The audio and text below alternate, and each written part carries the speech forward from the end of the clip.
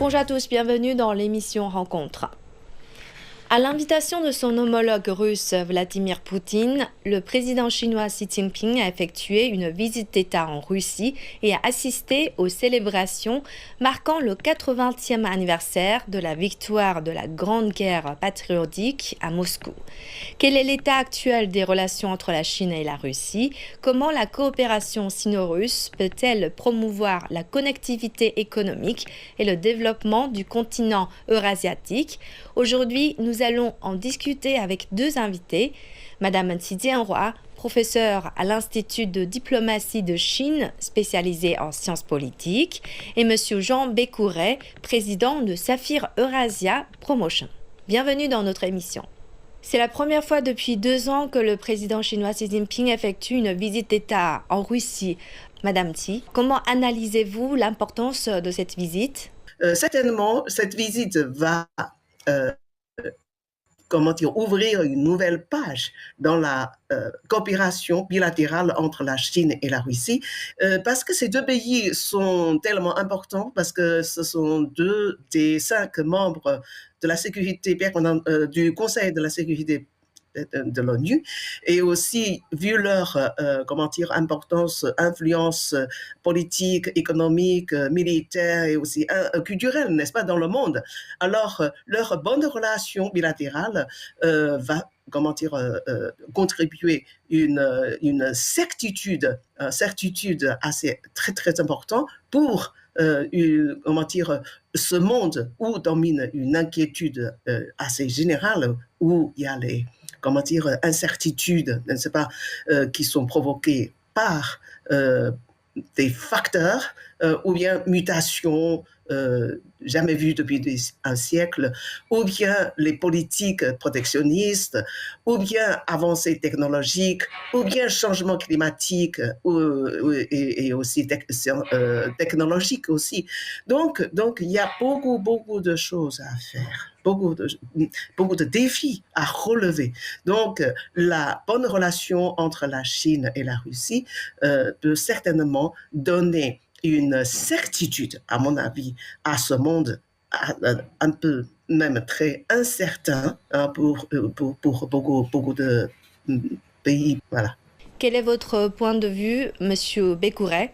Le président Xi Jinping s'est déplacé en Russie à l'occasion de la fête de la victoire du 9 mai dans la Grande Guerre patriotique, c'est-à-dire la fin de la Deuxième Guerre mondiale. C'est dans ce contexte-là qu'il faut la placer.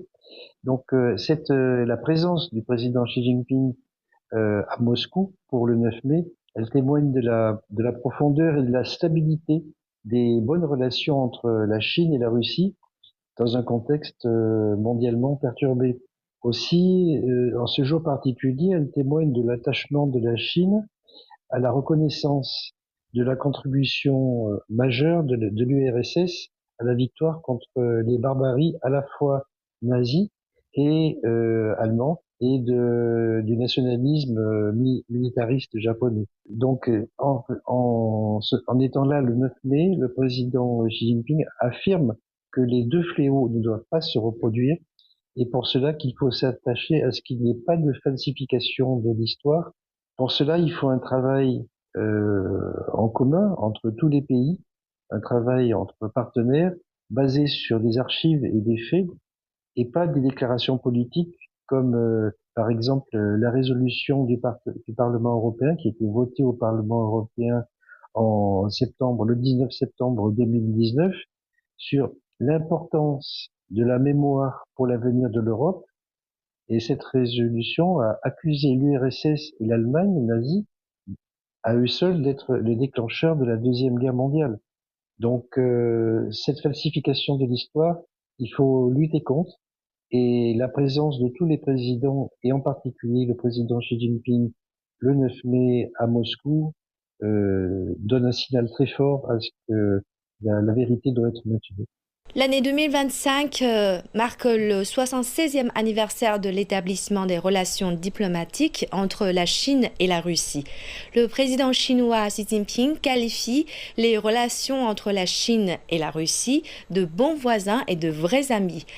Comment évaluez-vous les résultats de la coopération entre la Chine et la Russie dans tous les domaines, Madame Xi?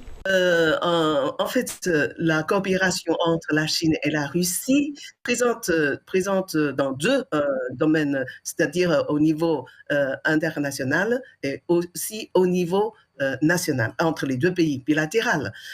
Au niveau bilatéral, nous avons beaucoup de coopération concernant le commerce, les échanges culturels et aussi même, investissement et puis exploration de grand est, n'est-ce pas, de Sibérie. Ces relations bilatérales présentent une pierre angulaire déjà dans un monde incertain.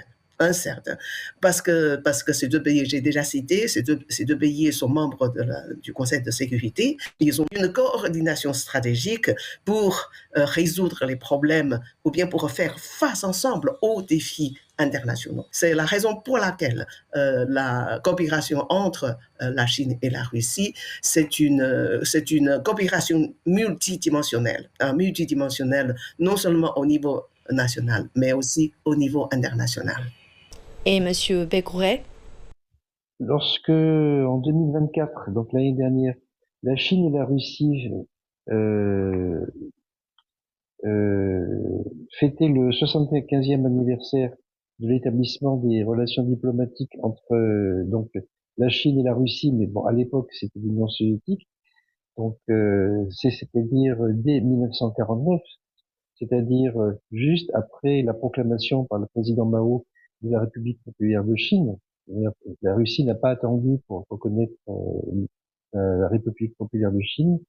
Bon, la France, elle, a attendu 15 ans de plus, et heureusement, cette erreur a été rectifiée par le général de Gaulle pour reconnaître la République populaire de Chine en 1964.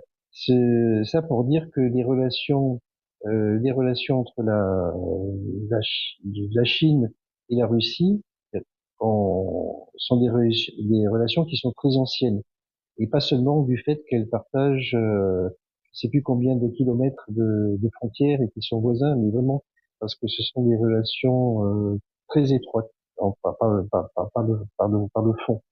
On peut dire qu'elles ont pris néanmoins un essor particulier, encourageant depuis la création disons, de l'organisation de coopération de Shanghai. Et cet essor, évidemment, s'est grandement épanoui avec l'accession à la présidence du président Xi Jinping. Évidemment aussi sur la coopération culturelle, la coopération économique, je l'ai déjà dit. Sur le plan des institutions, les deux partenaires ont été euh,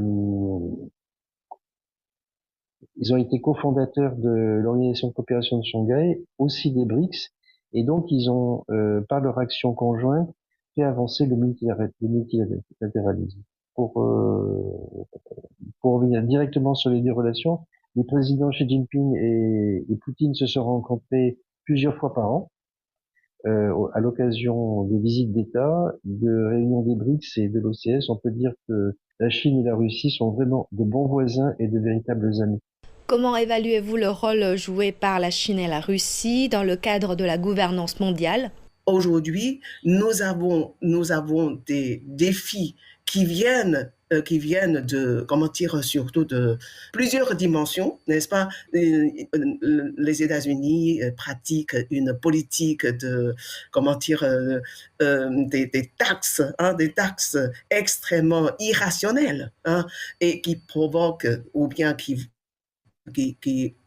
donne un impact très négatif sur l'économie mondiale. Et aussi, quand on voit les conflits entre la Russie et l'Ukraine, et aussi ce qui se passe au Moyen-Orient, en Afrique, ou bien ce qui se passe aujourd'hui en Inde et en Pakistan, on est vraiment inquiet. On est vraiment inquiet. Donc, il faut une gouvernance d'ensemble hein, pour faire face à toutes sortes de défis.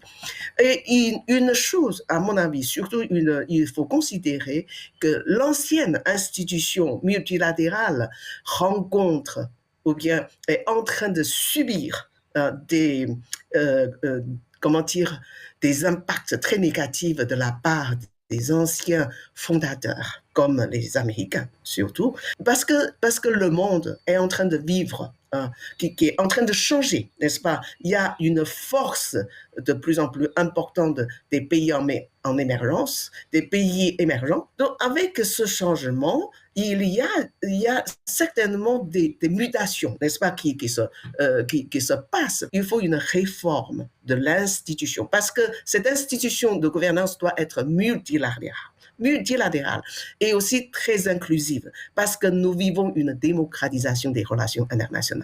Moi, je pense que la Chine et la Russie peuvent travailler ensemble dans ce domaine pour mener à une meilleure gouvernance au niveau non seulement pratique, théorique, mais aussi institutionnel. Réformer l'ancienne institution et pour créer une architecture qui répond à l'appel, aux souhaits de l'ensemble comment dire, des pays du monde. Les relations sino-russes sont fondées sur les principes de non-alignement, de non-confrontation et de non-hostilité envers les tiers. Comment évaluez-vous la portée de ce modèle de relations entre grandes puissances pour l'évolution des relations internationales et ainsi que la promotion de la paix et du développement dans le monde? Monsieur Bécouret. Le non-alignement, c'est le fait de ne pas suivre un hégémon. C'est-à-dire, à l'époque de la guerre froide, il y avait deux possibilités. Il y avait soit suivre les États-Unis, soit suivre l'Union soviétique. Mais les relations, entre la Chine et la Russie, elles doivent donner un exemple de ce que doivent être les relations au sein de la communauté internationale. C'est-à-dire ce qu'on appelle le multilatéralisme. Tout le monde se respecte, ne pas s'ingérer dans les affaires intérieures des autres pays, chercher des relations gagnant-gagnant et travailler à des échanges inclusifs et mutuellement avantageux. Voilà. Donc ça, la portée de ce modèle, pour moi, elle est fondamentale parce que c'est elle qui doit régir les relations entre les grandes puissances, surtout les grandes puissances qui ont un devoir dans la d'autant qu'elles sont plus grandes et puissantes, de bienveillance à l'égard de celles qui sont moins avantagées. Nous célébrons cette année le 80e anniversaire de la victoire sur le fascisme lors de la Seconde Guerre mondiale. L'Europe et l'Asie ont été les deux principaux théâtres de ce conflit mondial. Comment évaluez-vous leurs contributions respectives dans cette lutte historique? Madame Tsi. Vous savez très bien que l'Allemagne et le Japon, pendant dans les années 30, 40, n'est-ce pas, ce sont deux pays industrialisés qui voudraient se débarrasser des contraintes qui sont exercées sur eux pour trouver leur espace vital dans d'autres continents et non seulement en Europe, n'est-ce pas? Ils pratiquent leur géopolitique. Alors, face sont déjà d'abord qui sont provoqués par leur invasion. Il y a beaucoup de morts, beaucoup de victimes, beaucoup de héros, n'est-ce pas? Beaucoup de hommes très vaillants qui sont levés dans la guerre de résistance. Alors, si je cite la perte des êtres humains, la Russie a perdu à peu près, 18 millions d'hommes, même plus. même, même plus. Et pourtant, la perte hein, des êtres humains, comment dire, ou bien deux victimes à victoire, cette histoire en Asie est très très peu citée après la Deuxième Guerre mondiale. Pourtant. Moi, je pense que ça, déjà, pour les Chinois, c'est inoubliable. Nous avons beaucoup de livres, films, beaucoup d'œuvres, hein, n'est-ce pas, qui sont là pour commémorer, pour raconter, pour qu'on n'oublie pas ce qui se passe dans le passé. Et je pense que ça va être connu au fur et à mesure par le monde entier. Hein. Ça, c'est quelque chose qu'on ne peut pas oublier. Et ce qui se passe en Europe, hein, ce que la Russie a fait, a contribué pour la victoire en Europe, c'est aussi quelque chose qu'on n'oublie pas. Donc, moi, je pense que c'est euh, déjà, on ne peut pas oublier. Et d'autre part, il ne faut pas oublier. C'est-à-dire, il faut être fidèle hein, à ce qu'on voit, à ce qu'on a vécu, à ce qu'on... parce que, en Chine, hein, il y a une expression, on dit, oublier le passé, c'est la trahison. Qu'est-ce qu'on trahit? C'est trahir les valeurs, en réalité. Les valeurs auxquelles dans lesquelles on a confiance, n'est-ce pas? Donc c'est extrêmement grave. Moi, je pense que la Chine, pour les Chinois, certainement, ils ne vont pas oublier. Ils sont défenseurs hein, comment dire, de l'histoire, du mémoire hein, de cette histoire vécue, parce que nous avons tant consacré hein, pour gagner la guerre, et aussi pour la victoire de l'ensemble de la Deuxième Guerre mondiale. S'il n'y a pas la résistance chinoise contre les Japonais, et comment on peut voir la victoire finale authentique de la Deuxième Guerre mondiale. Donc, moi, je pense que pour cette, comment dire, pour cette contribution en Asie et en Europe de la Chine et de la Russie, il faut être honnête, déjà, c'est fondamental, et aussi être réaliste, et aussi être, c'est quelque chose qui peut, comment dire, qu'on ne peut pas oublier parce que c'est très dangereux si on oublie ce qui se passe, parce que ces deux guerres sont tellement destructives pour l'être humain. On est tellement victime. Hein, si on oublie cette guerre, si on niait hein, ce qu'on a consacré pour gagner la réussite, alors c'est extrêmement dangereux.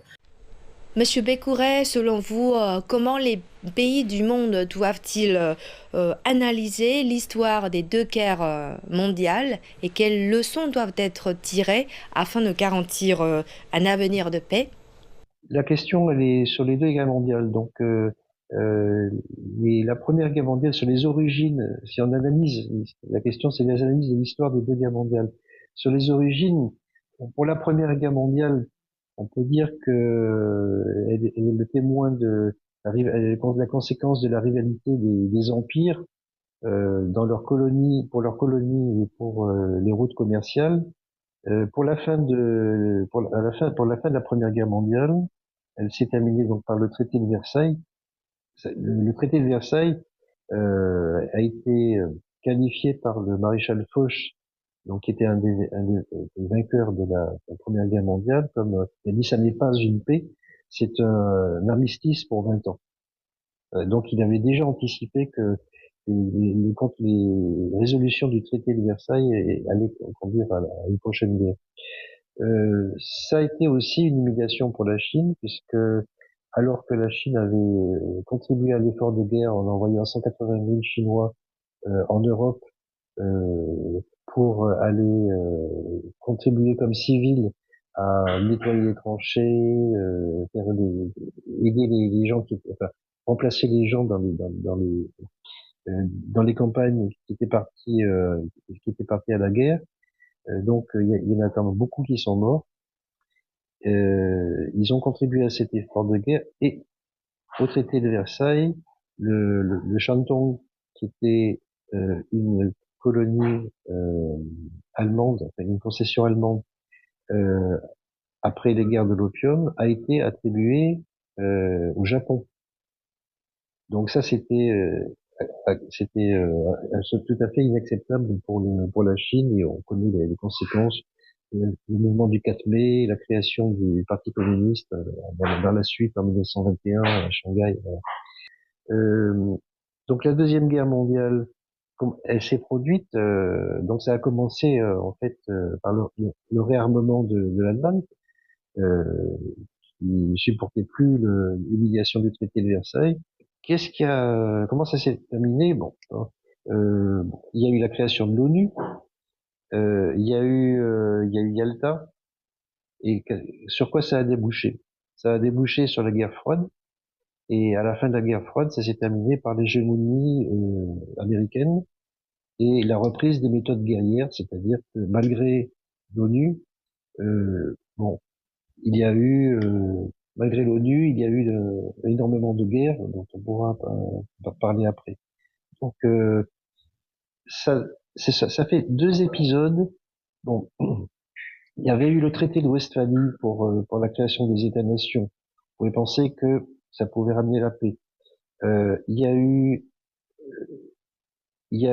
le Congrès de Vienne pour établir un partage de l'Europe qui devait empêcher l'hégémonie française, impériale française de Napoléon, et de museler la France, qui était le pays le plus peuplé, le plus inquiétant pour les autres pays autour à l'époque. Ça n'a pas empêché la Première Guerre mondiale un siècle plus tard, et la Deuxième Guerre mondiale, la création de la Société des Nations n'a pas empêché non plus. Donc maintenant, on peut se poser la question sur l'avenir qui vient. Cette année marque également le 80e anniversaire de la fondation de l'ONU. Madame Tsi, comment évaluez-vous le rôle joué par l'ONU au cours des 8 dernières décennies dans la promotion du multilatéralisme et la sauvegarde de la paix mondiale? L'ONU, c'est une instance multilatérale qui assure la sécurité collective, le développement social au niveau de la société internationale. Comment dire, c'est un monde, non, c'est une institution extrêmement importante. Comment on arrive à fonder l'ONU? Moi, je pense qu'il faut parler un peu de ça. Parce que vous savez très bien que depuis les traités de Westphalie en 1648, le système international, nouveau système international est fondé. Et puis commencent les États-nations, et puis ils commencent à parler d'éviter les guerres. Mais en réalité, les guerres ne sont jamais arrêtées. Ou bien les conflits entre les puissances, etc. Ou bien surtout une invasion, même une tuerie, même génocide, etc., sur les êtres humains du continent envahi. N'est-ce pas? En Inde, en Afrique, même en Asie. Moi, je pense qu'il y a beaucoup de guerres, beaucoup de conflits, des génocides, etc. Donc ce sont, comment dire, des désastres qui ont accompagné l'avancée du capitalisme. Donc, il y a en réalité, beaucoup d'Européens qui commencent à penser à un retour à la paix perpétuelle, ou bien à garantir au maintien d'une paix perpétuelle. Par exemple, Kant, n'est-ce pas? Il a écrit le livre de la paix perpétuelle, etc. Et puis, il y a Roosevelt, le président américain, après la Première Guerre mondiale, qui a lancé l'appel à fonder la Société des Nations. Et puis, après la Deuxième Guerre mondiale, tous les pays sont répondus à l'appel du président américain, on a fondé l'ONU. C'est une instance où on peut s'exprimer, on peut discuter, coordonner et trouver aussi des solutions. L'ONU a joué un rôle extrêmement important après la Deuxième Guerre mondiale. C'est une avancée, à mon avis, politique extrêmement importante. Extrêmement important. Malheureusement, la Chine n'a pas pu jouer son rôle pendant plus de 20 d'années, mais après que la Chine est entrée à l'ONU depuis 1970-71, alors la Chine a joué un rôle très positif dans l'ONU. Donc, à mon avis, il faut quand même faire beaucoup d'efforts, pour que l'ONU continue à jouer son rôle. Il faut renforcer son rôle et renforcer toutes les instances multilatérales pour garantir une sécurité collective, une plateforme où on peut effectuer des dialogues, des négociations, et aussi assurer un développement égaux entre les pays, pour répondre au développement, à l'évolution de notre environnement humain et naturel. Moi, je pense que ça, il y a beaucoup de choses à faire. En tout cas, c'est cette institution qui peut mieux assurer, n'est-ce pas, la paix, le développement et la gouvernance mondiale. Moi, je pense que ça, c'est ça qui est son importance. En tout cas, pour la Chine, moi, je pense que ça, il faut qu'on connaisse bien que la Chine est surtout partisan de la vertu, de la justice, de l'égalité dans les relations internationales. C'est-à-dire, il faut être vertueux, il faut être égal les uns les autres, il faut soutenir la justice, n'est-ce pas? C'est-à-dire préserver la justice entre les uns et les autres, mais pas hégémonie, mais pas tyrannie, mais pas suprématie, pas intimidation de puissance sur les faibles. Ce que l'humanité souhaite à vivre, c'est un monde où on peut avoir une sécurité commune, on peut avoir une prospérité partagée, on peut avoir une atmosphère amicale les uns sur les autres. C'est ça la communauté de partage pour le futur monde. Merci Madame Tsi et Monsieur Bekouret d'avoir participé à cette émission et d'avoir livré vos analyses. Voilà, c'est la fin de cette émission Rencontre. Merci de nous avoir suivis. À la prochaine.